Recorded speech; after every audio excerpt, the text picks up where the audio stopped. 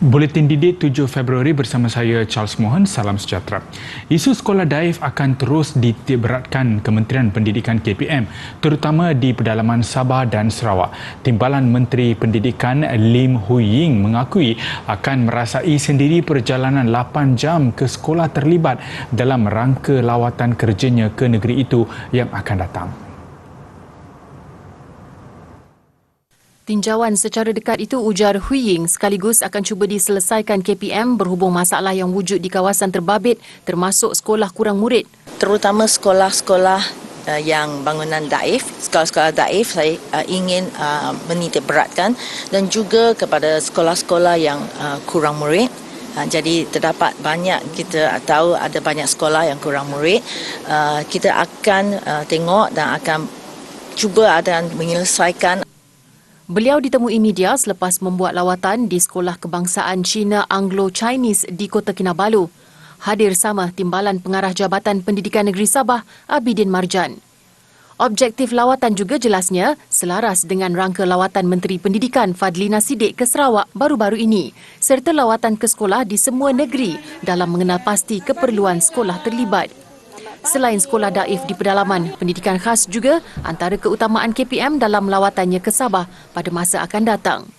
Sementara itu, Hui Ying turut mengumumkan peruntukan sejumlah RM100,000 untuk SKC Anglo-Chinese bagi tujuan baik pulih dan penyelenggaraan. SKC Anglo antara sekolah tertua di Kota Kinabalu yang dibina pada 1915 dan kini memiliki 1,285 murid serta 57 guru, membabitkan 30 bilik darjah dengan keluasan tapak 6.5 ekar. Kadar kebolehpasaran graduan politeknik dan kolej komuniti berjaya melebihi 90% selama 3 tahun berturut-turut. Tahun lalu saja kadar kebolehan pasaran graduan politeknik adalah 95.32% dan 96.66% bagi kolej komuniti. Ketua Pengarah Jabatan Pendidikan Politeknik dan Kolej Komuniti JPPKK, Dr. Muhammad Zahari Ismail berkata, pencapaian itu hasil kerjasama kukuh antara institusi dan industri membabitkan 3 strategi utama yang dilaksanakan. Datuk Muhammad Zahari menghadiri Majlis Aspirasi Ketua Pengarah JPPKK tahun 2023 bertemakan Polisisi Pemacu Negara Madani di Politeknik Ungku Omar di Ipoh. Menurutnya, Politeknik dan Kolej Komuniti menjadi penyumbang tenaga kerja teknikal terbesar negara iaitu sebanyak 40%. Ketika ini terdapat 36 Politeknik dan 105 Kolej Komuniti membabitkan lebih 98,000 pelajar di seluruh negara. Tambahnya, kadar kebolehpasaran yang tinggi antara lain hasil program latihan industri di semester akhir pelajar dengan kebanyakan mereka terus diserap ke alam pekerjaan. Yang ketiga, kadar kebolehpasaran yang tinggi ini dicapai melalui program-program berimpak tinggi, program yang diperlukan oleh industri sahaja yang diberi penekanan oleh pihak kita. Justru itu kita tidak menghadapi masalah ialah kerana program yang ditawarkan itu adalah program yang sememangnya sangat diperlukan oleh pihak industri. Dalam perkembangan lain, pihaknya berhasrat untuk menubuhkan Yayasan Kebajikan Polisisi bagi membantu warganya yang ditimpa bencana seperti banjir dan kemalangan. Yayasan itu bagi memastikan kebajikan warga polisisi terbela.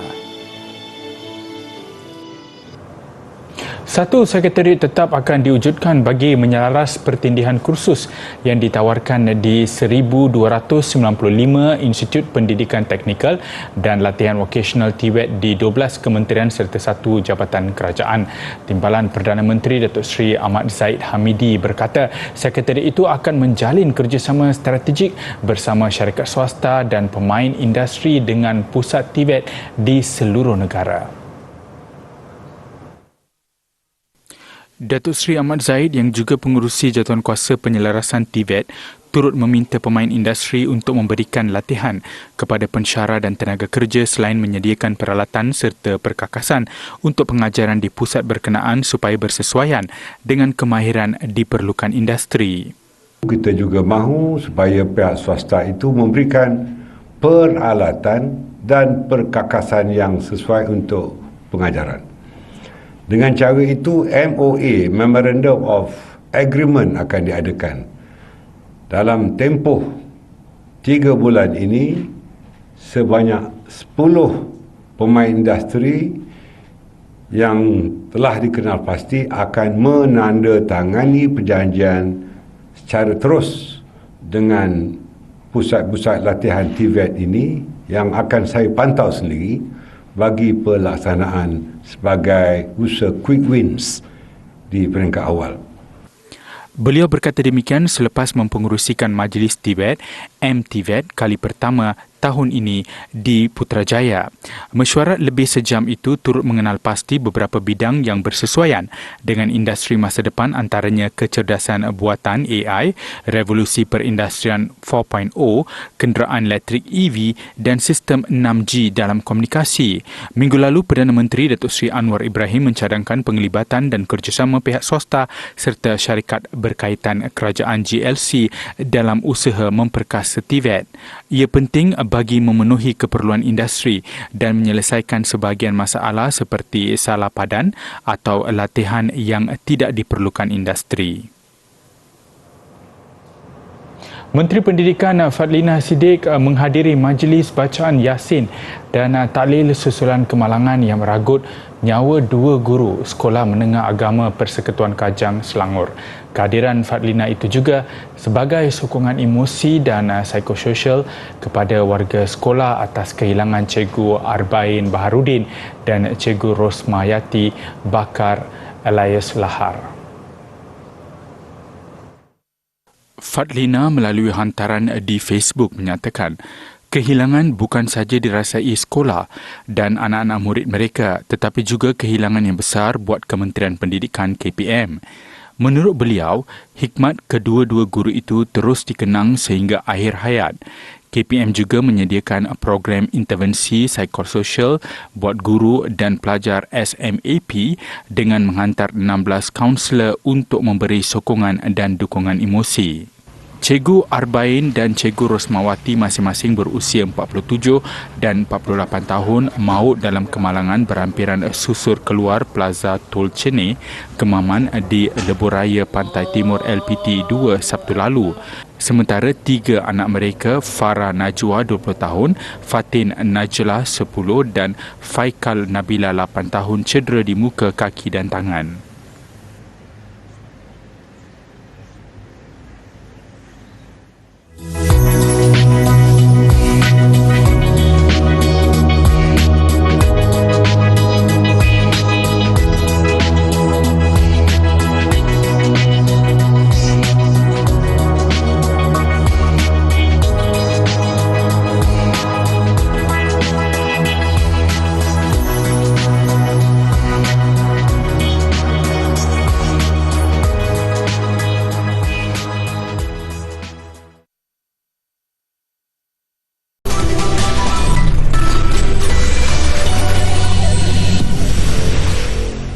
Bersua kembali, Kementerian Pendidikan Tinggi KPT menyarankan semua institusi pengajian tinggi swasta memperkenalkan menu ramah di kampus masing-masing.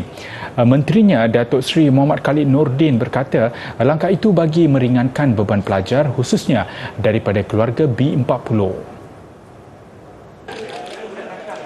Pihaknya menyambut baik kerjasama Kementerian Perdagangan Dalam Negeri dan Kos Sara Hidup dalam memperluaskan program tersebut. Bila dah diperkenalkan dengan kerjasama Kementerian Datuk Saludin, kita akan pastikan semua universiti awam akan menyediakan ruang untuk melaksanakan itu.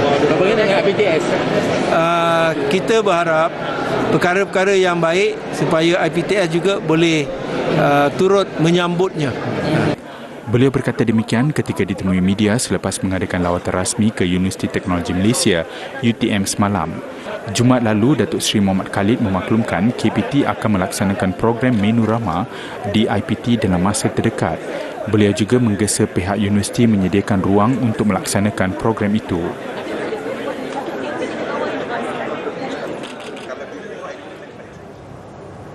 Nasi campur berlauk ayam, sayur dan tempe dijual hanya pada harga RM4, namun masih memperoleh keuntungan. Tawaran menu murah oleh pemilik gerai nasi Bambung di Tawau Sabah itu bertujuan meringankan beban golongan berpendapatan rendah khususnya B40 seiring dengan inisiatif kerajaan yang memperkenalkan menu ramah baru-baru ini. Gerai yang terletak di Medan Anjung Selera, Sabindo Tawau ini sudah beroperasi lebih 20 tahun dan memang dikenali ramai berikutan harga makanannya yang murah. Biarpun berdepan kenaikan kos, peniaga mendakwa masih belum memperoleh keuntungan walaupun sedikit. Harganya nasi telur RM1,5. Lama-lama begitu naik RM2. Naik RM2,5. Jadi orang datang tahu lagi, "Makcik, berapa sekarang nasi?" Sekarang naik nasinya RM2,5 dek, sebab sekarang apa-apa naik kan, semua mahal apa-apa. Jadi kalau bilangnya "Makcik, ayam," kami kasih naik harga RM4 sebab sekarang kau tahulah harga sayur-sayuran mahal, apa-apa sejak semua mahal. Jadi itu kami kasih kena naik harga lah juga. Hidangan berlaukan telur, sayur dan tempe pula hanya dijual pada harga RM3. Malah ketika di awal operasi, hidangan semurah RM1.50 pernah ditawarkan, namun berkat perniagaannya pemilik gerai tetap meraih keuntungan. Kira bersyukurlah masih ada makanan murah di sini kan. Kira berbaloi dengan kita pendapatan di Tawau ini, gaji pun tidak seberapa juga. Belanja harian pun dalam begini RM4 sejak dia punya makanan, kira berbaloi lah. Kerajaan perlu banyakkanlah kedai-kedai begini yang save budget lah untuk makanan harian untuk pekerjaan. Transit aliran masa atau MRT-2 yang akan beroperasi pertengahan Mac ini dijangka dapat menarik lebih ramai pengguna pengangkutan awam menggunakan perkhidmatan itu. Ia sekaligus memastikan sasaran 40% penumpang pengangkutan awam dapat dicapai berbanding kurang 20% ketika ini. Bagi meningkatkan jumlah penumpang, Menteri Pengangkutan Anthony Loke berkata operasi MRT2 akan dimulakan dengan frekuensi 5 minit selain sokongan lebih 100 bas pengantara. Pendekatan lain turut dipertimbang termasuk memperkenalkan konsep ride sharing kepada syarikat e-hailing bagi memastikan perjalanan ke stesen dapat dioptimumkan dengan tambang lebih murah. Kita memberikan keutamaan kepada aspek reliability dan isu maintenance akan diberikan perhatian yang lebih besar untuk semua kemudahan yang kita ada sekarang ini, termasuk juga LRT, Pang Line dan Kelana Jaya Line. Kita mengambil pengajaran dan pengalaman itu untuk kita aplikasikan dalam perkhidmatan yang baru, termasuk MRT 1, MRT 2 dan sebagainya. Itu sebabnya kita from day one kita mesti memberikan tekanan kepada maintenance. Projek MRT Laluan Putrajaya ini menelan belanja RM30.53 bilion untuk kos pembinaan dan sistem meliputi 36 stesen melibatkan 49 set kereta api.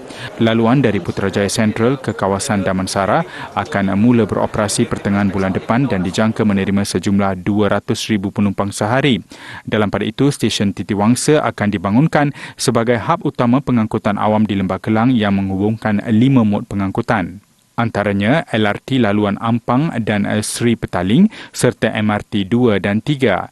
Turut diberi perhatian stesen Hospital Kuala Lumpur yang dilengkapi kemudahan walkator sepanjang 400 meter.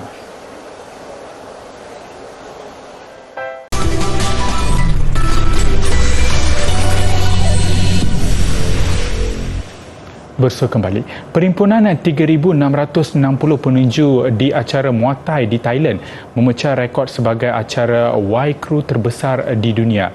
Y Crew adalah persembahan tarian sebelum pertarungan Muay Thai sebagai penghormatan kepada guru, ibu bapa dan nenek moyang. Sombat Banchamek, artis seni mempertahankan diri profesional Thailand yang beraksi di bawah nama Buakau Banchamek, mengetuai persembahan mega itu. Menurut wakil Guinness World Record, status sebelum ini hanya melibatkan 250 orang, berbanding kali ini lebih 3,000 orang. Today, I adjudicated the largest Y Crew Muay Thai dance. The record to beat for this record title is 250. And the final result is 3,660. Congratulations, you're officially amazing! Bukan sahaja peserta yang teruja dan berbangga, acara turut menarik perhatian pelancong serta penduduk tempatan. I feel very proud and I feel amazing because it's nice to bring Czech Republic to being part of this Guinness World Record. And it was great. It was great. The performance was great. All the uniform was great and historical moments all together was absolutely great. Amazing. Acara diadakan bersempena Hari Muay Thai di Thailand yang jatuh pada setiap 6 Februari. Pelakon dan pengacara terkenal Korea Selatan Lee Seung-gi mengumumkan bakal berkahwin dengan aktris Lee Da-in. Ia kabar yang dinanti peminat selepas pasangan itu mengesahkan hubungan mereka pada Mei 2021. Dalam perkongsian di media sosial, Seung-gi memaklumkan perkahwinan itu akan dilangsungkan pada 7 April nanti.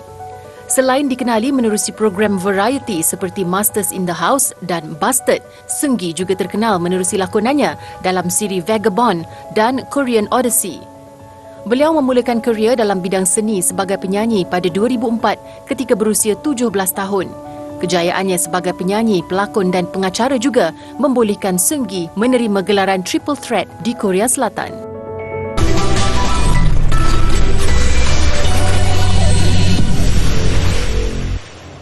Sukan, skuad badminton mula menjalani latihan intensif semalam untuk menghadapi kejohanan berpasukan campuran Asia 2023 di Dubai Emirat Arab Bersatu UAE minggu depan. Pemain profesional Lee Zijia dan beregu lelaki Ong Yu Sin, Teo Yi antara yang hadir menyertai sesi latihan. Selepas bergerak sendiri selaku pemain profesional, memang teruja dapat menjalani latihan bersama di Akademi Badminton Malaysia di Bukit Kiara. Itulah yang dikongsi Lee Zijia sejak meninggalkan BAM Januari 2022. Saya rasa it's good to be back again in BAM lagi dan jumpa coaches dan dengan also yang pernah jadi teammate saya punya semua kawan. Bagi beregu profesional Ong Yu Sin dan Teo Yi, inisiatif BAM menyelaraskan latihan sememangnya, satu kesempatan meningkatkan keyakinan mereka. Apatah lagi di kejohanan berpasukan, setiap pemain harus bersedia untuk digandingkan dengan pemain lain mengikut percaturan jurulatih. Excited dapat balik ke BAM. Memang rasa gembira lah sebab BAM kalau ada team event dia orang appreciate dekat kita, so panggil kita main untuk team event dia. Kejohanan badminton berpasukan Asia 2023 dijadual berlangsung di Dubai dari 14 hingga 19 Februari ini. Selain Yi dan Yu Sin, Malaysia turut menyenaraikan Aaron Chia, So Wo-yik untuk beregu lelaki, manakala Leong Jun Hao sebagai perseorangan kedua.